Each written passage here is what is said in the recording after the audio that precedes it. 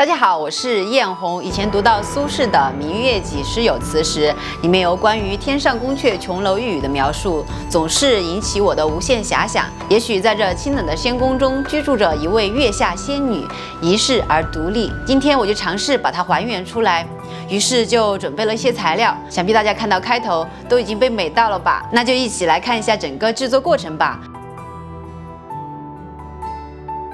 我们首先还是要来先画出图纸，头饰的部分比较简单，我们用铜片掐丝的方法来进行制作。为了增加细节度，这里我们将叶片做成了镂空的感觉。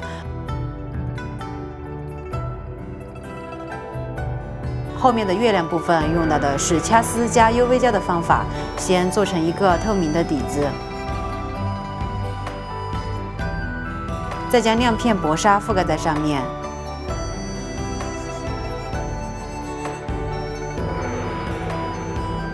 最后再粘上抓链，整个月亮头饰就完成了。接下来我们再来完成旁边的配饰。这里用到了易拉罐来制作银色的部分，将易拉罐进行裁剪和造型，再进行粘贴成条状，是不是简单又好看呢？接下来我们来穿珍珠链条，这里用到的是一些流苏、贝珠和仿绿松石，把连接的部分系起来，按照图中的样式来做好就好了。身上的金色配件部分用到的是 PVC 来进行制作，画好图纸以后，将 PVC 沿模板刻下。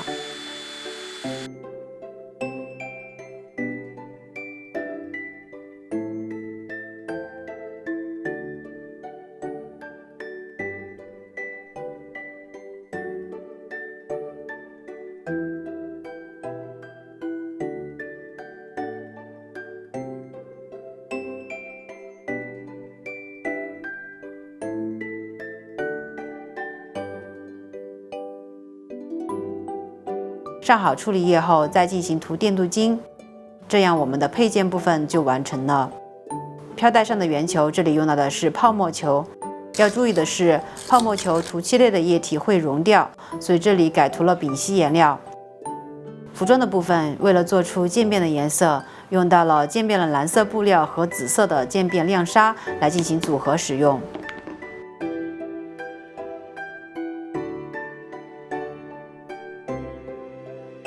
为了还原图片中的服装纹路，这里用到了绣制亮片的方法。这种亮片既能反光，又足够轻巧，做出来效果真的非常的棒。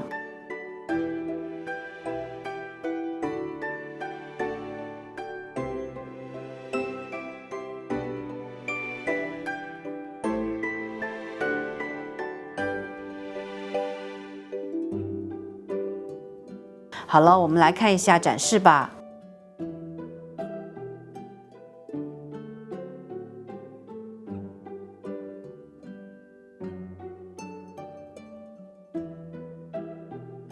眼妆的部分，这次也采用了 COS 眼妆万能画法。先给小姐姐用大地色给眼睛打底，矫正好眼睛后，我们再给小姐姐画假双。画假双我们也画过很多次了，不知道大家有没有领悟到要领呢？画一条稍微细长的泪眼线，下眼线部分的眼尾画得下垂一些，再用深色的眼影进行晕染。睫毛夹翘后分段粘贴好假睫毛。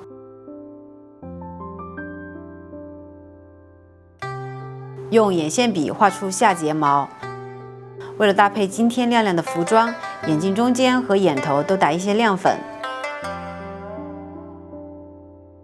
今天的修容会修得重一些，唇部今天用一个比较温柔的豆沙色。额头的部分用蓝色油彩画出同款花钿，我们的妆容部分就完成了。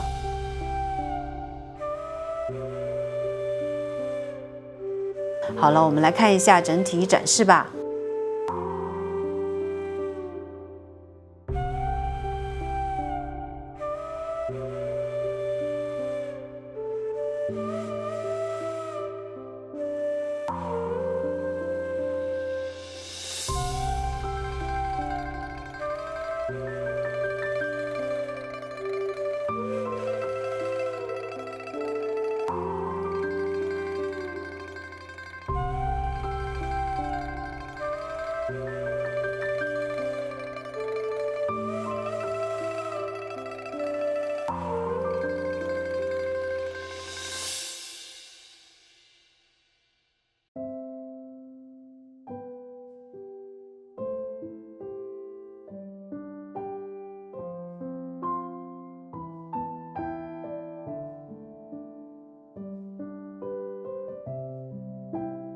好了，这就是本期视频的全部内容，感谢大家的收看，我们下期再见，拜拜。